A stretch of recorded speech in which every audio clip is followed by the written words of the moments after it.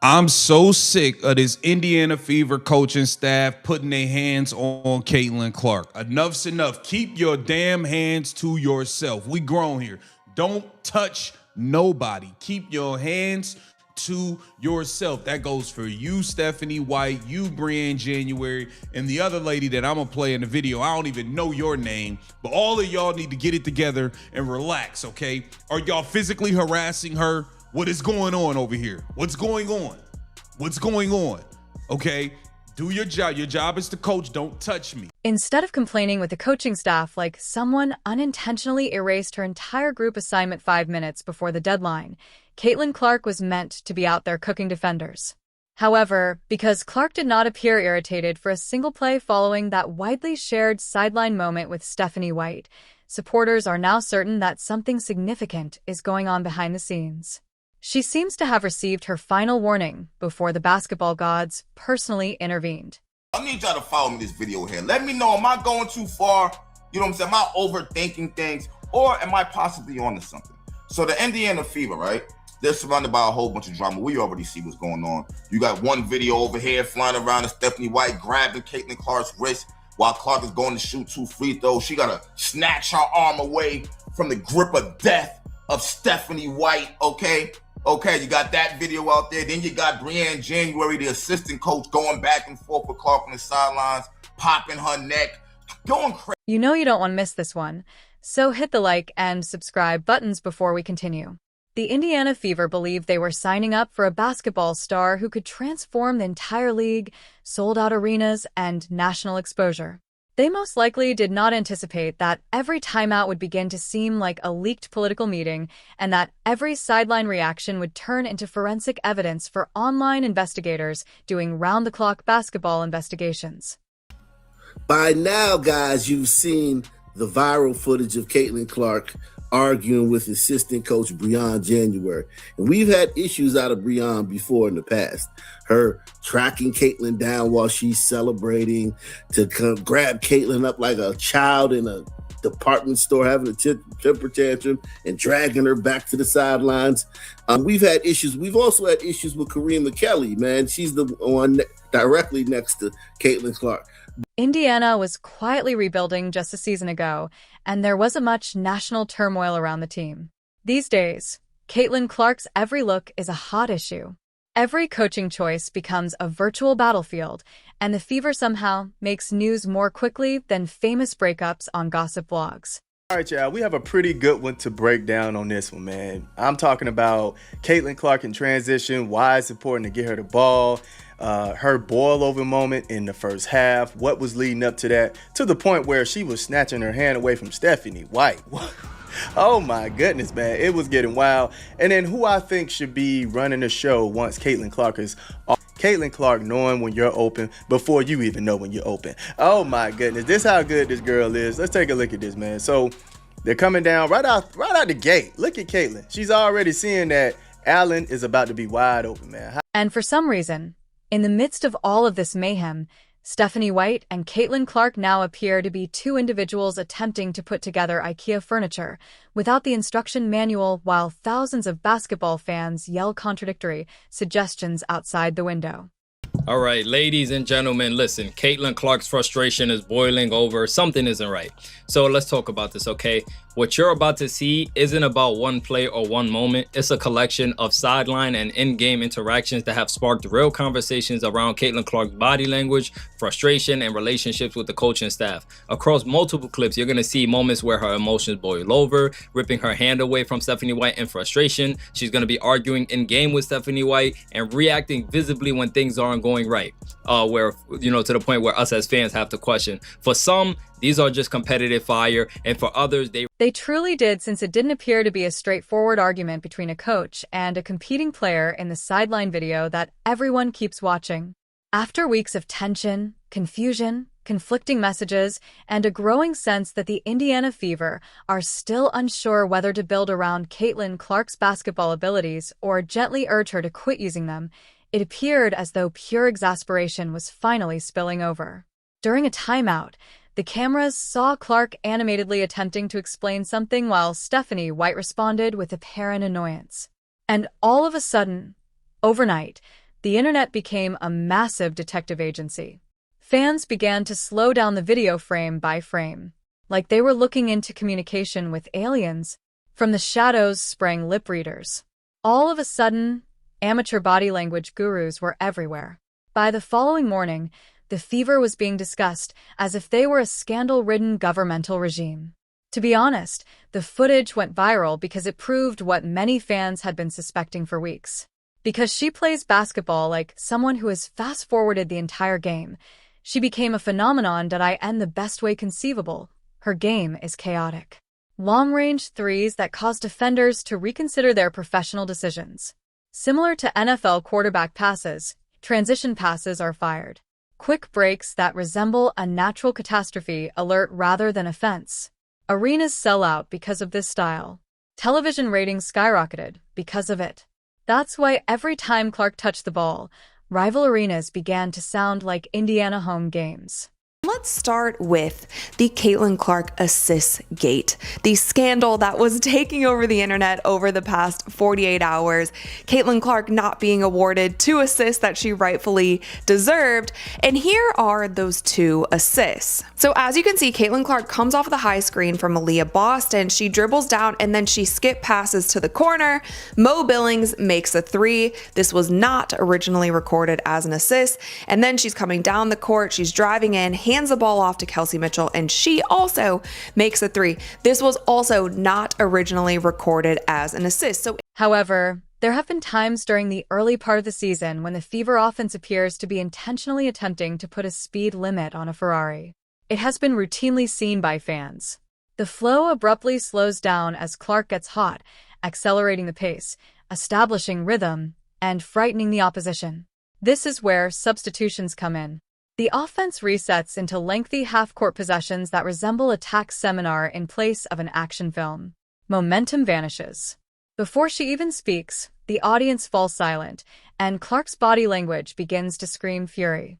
Because of this, the sideline altercation seemed to go beyond a single timeout dispute. Many fans anticipate responses that resemble someone describing a basketball comet flying across the sky whenever Clark puts on an incredible performance. Rather, kids frequently hear terms like collective improvement, defensive consistency, rotations, and team execution. Although coaches are intended to sound professional and impartial, sports fans are emotional beings. They are looking for zeal. They desire to be acknowledged in public. When the player calmly makes a 30-foot three-pointer that explodes an arena roof, they want the coach to sound at least a little amazed. Already went over the whole Brianne January situation with her constantly trying to be in Caitlin Clark's ear, nagging her, go like a nag, get out of my ear, beat it, girl. Nobody was here for you. None of these people are in this arena for you. None of these people purchased tickets for you. It's the Clark show. Just be blessed and grateful that you get to even have a courtside seat to witness it. It's as simple as that. Brianne January, you got to fall back. As far as I'm concerned, she can go with Stephanie White. Rather, some admirers of Fever believe that corporate PowerPoint jargon continues to incorporate Clark's genius. And following games in which Clark drastically changed Indiana's offense in real time, that annoyance erupted. One of the most notable instances occurred when Clark used his fast pace and deep shooting to single-handedly pull the Fever back into games. Fans saw her gain momentum almost immediately, but instead of fully appreciating how much she changed the game, post-game conversations shifted back to the team's general structure. In sports, perception is important, whether it is fair or unfair. Additionally, many Fever fans currently believe that Stephanie White occasionally sounds more concerned with keeping Caitlin Clark under control than letting her run wild. Since basketball is not really played on Twitter, there is, of course, another side to this whole debate, and it is crucial. The issue is that when your superstar violates the rules of standard basketball spacing, balance becomes very challenging. The instant Clark passes half-court, geometry is altered. When defenders panic early, they assist one another in creeping outward and opening paths in odd locations. Opponents are afraid to give her even a half-second of room, so the entire defense stretches like melted rubber. Such players are uncommon, historically uncommon.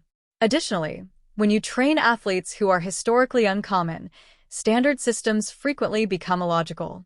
Years ago, coaches had to deal with stars like Steph Curry in the NBA. Up until Curry began making some shots appear ordinary, conventional basketball logic continued to scream that they were poor choices. Why I respect the points and assists double-double more than the points and rebound double-double, because it's harder to get, fam. It's tough. It's tough to get, but I will give credit to Hines Allen. She got it back right here, and she went to work on a 6'6". I think Dawson might be 6'5". And look how she went to work on her. Put her in the blender. I see you cash it in. Cash it in, Hines. This is going to show a little bit of the Caitlin frustration boiling over. Now, watch how she continues to have to tell people what to do and talk to people. Just watch this. The game eventually made adjustments to accommodate him since it had no other option. Because of this, a lot of fans get irritated when they watch Indiana. They think that rather of attempting to control Clark's style, the Fever should completely submit to it. To be honest, it's hard to reject their case because of the statistical stretches. This season, there have already been several instances where Clark's instinctual, fast-paced basketball has made Indiana appear much more threatening. The offense moves more quickly. Opportunities for transitions abound. Defenders appear worn out. There is a total shift in the energy throughout the arena. Because the speed makes scoring opportunities easier, even teammates seem more active. She appeared to be weary of constantly hearing the same directions. And there were civil war factions on the internet right away. According to one side, Clark was just demonstrating his leadership and fierce competitiveness. They contended that coaches are always challenged by legendary dairy players and that it's fair to feel frustrated when expectations are high. They saw the video as a superstar calling for a system that makes the most of the team's advantages.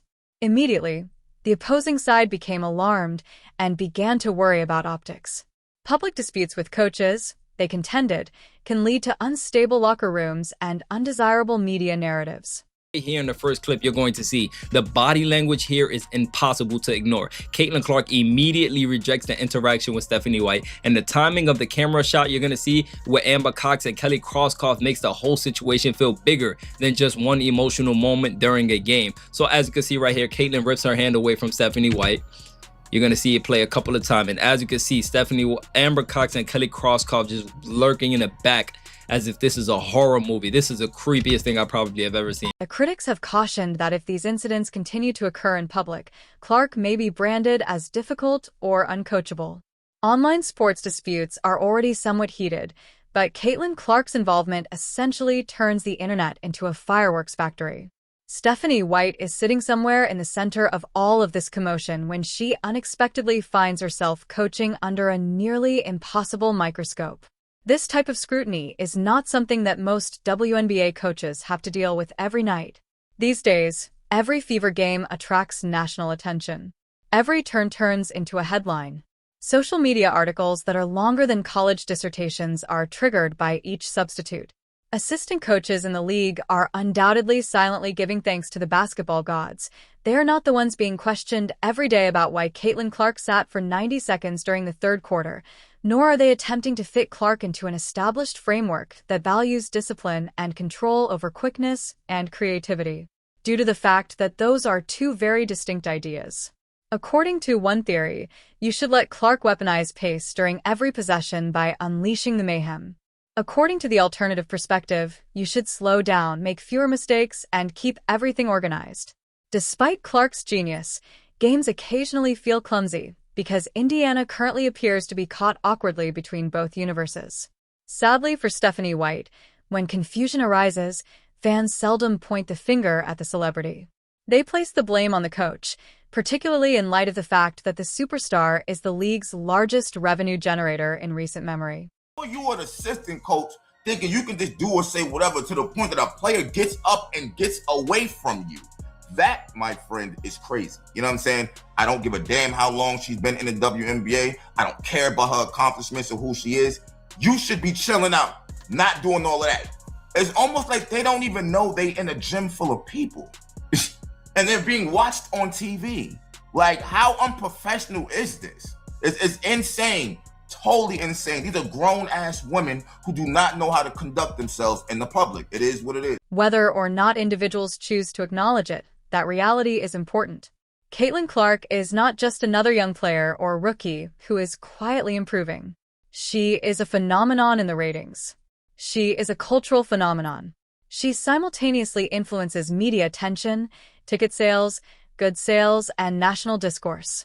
Every issue is magnified tenfold when someone has that much power. This is why, following the release of the video, online speculation about potential punishment or disciplinary conflict erupted. Because sports fans inherently believe that every disagreement is the start of a Shakespearean collapse, fans immediately anticipated dramatic behind-the-scenes skirmishes, emotional meetings, and front office friction. Rotations have undergone numerous changes. Lineups are still changing. Sometimes chemistry still seems incomplete. While some games have an electrifying quality, others have an oddly detached vibe. When Clark arrived, fans anticipated instant dominance, but creating a winning squad is rarely that easy. Nevertheless, as soon as Clark joined the league, expectations abruptly shifted. Rebuilding patience vanished right away. We've had issues out of both of these women with Caitlin Clark. The way they treat her like a child. Often put their hands on her, grabbing her up. Brianna January is a long-time WNBA player. I mean, she's a WNBA lifer, okay? She played for Indiana from 2009 to 2017. 9 seasons. She played under Lynn Dunn. She played under Stephanie White when Stephanie White was the head coach there during her first stint. That just was awful. When arenas are full and national broadcasters are watching every dribble, nobody wants to hear about long-term development. Nowadays, everyone wants fireworks, which puts pressure on everyone. For instructors attempting to establish authority, it causes friction. As colleagues adjust to the unusual attention, it causes stress. Front offices find it difficult to strike a balance between development and entertainment value. Most significantly, it puts Clark under pressure to win games, save a franchise, improve a league, and generate highlight reels while all American cameras are following her every move in real time. For any athlete, that is a ridiculous amount of pressure. This is why, beneath all the headlines, the sideline moment most likely showed something extremely human. Caitlin Clark has an almost unreasonable degree of competition. They are typically the best athletes. They detest defeat. They detest feeling constrained since successful teams occasionally quarrel nonstop. Championship locker rooms aren't often serene meditation havens full of uplifting and joyful group embraces. Elite rivals battle. They put each other to the test. They push the envelope. However, those disputes can only be resolved if everyone eventually has the same goal in mind. Many Fever supporters are currently skeptical that Clark and White genuinely have similar perspectives on basketball. Every timeout conversation feels suddenly full of symbolism because of this. Basketball is no longer the only sport that fans watch. They are witnessing real-time philosophical conflicts. Should Indiana embrace Clark's fast-paced revolution in its entirety, or should the squad keep attempting to incorporate her style into a more structured system? When we talk about how patterns form, you're going to see very soon how patterns form. Caitlin's going to hit a huge three. The crowd is going to be super alive. The momentum is going to be building. And before she can even fully celebrate, you're going to watch what Brianna January does. But before I even show you the Brianna January clip, I want to take you guys back to the Phoenix Suns days with Kevin Durant and Mike Budenholzer, who eventually got fired. And as you can see, KD was frustrated with Mike Budenholzer, same way Caitlin Clark is frustrated with Stephanie White, in my opinion. Bud tries to get handsy and physical with KD. And as you can see, KD rips his hand away. Like a huge blazing neon sign, that question now looms over every Fever game. The irony of it all is that both parties most likely want the same conclusion in the end. Stephanie White aspires to be a basketball champion. Caitlin Clark aspires to be a basketball champion. How to get there seems to be the point of contention. However, followers of sports seldom appreciate subtlety. On the internet, nuance is not popular. Online chaos trends. Every Fever timeout now seems like a scene from a possible documentary. Every video clip of Clark conversing with coaches goes viral right away. During a financial crisis, every face expression is examined more closely than stock market data. Clark continues to play under unrealistic expectations in the meantime, while she is treated like the last boss in a video game by opposing defenses. And one thing is unquestionable in spite of all the commotion. They want the Fever to become a nightly must-watch spectacle. They desire the whole experience. There are three in the logo: the attacks of transition, the absurd passes, the depth of feeling, the sensation that once Clark touches the ball, anything can happen. And the league may face an even more serious issue than it now faces if the Fever are ever able to fully connect their coaching philosophy with that spirit. Indiana seems like a squad that is in the middle of a revolution and caution right now. Caitlin Clark seemed to be becoming weary of waiting for the revolution to completely materialize based on that sideline outburst.